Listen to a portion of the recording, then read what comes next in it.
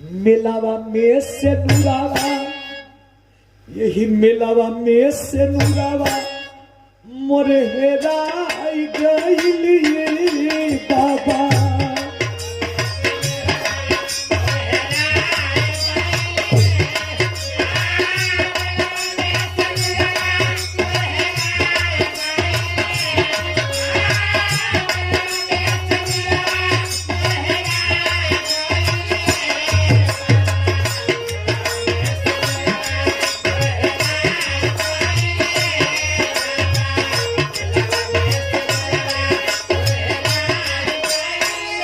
झरझर आंख में आंसू है बाबा। दुनिया को लोग बहुत बेकार बा।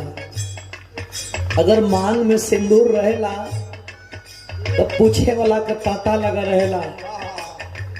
अगर मांग में सिंदूर ना रहेला बाबा तो लोग अभागिन कुलक्षणी कह के दुत्कार देला, बगेत देला।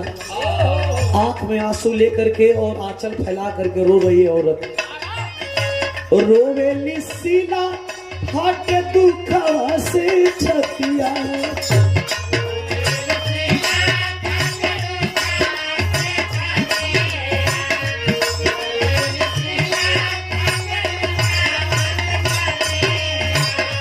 दिहला विधाता हमके कैसन विपतिया।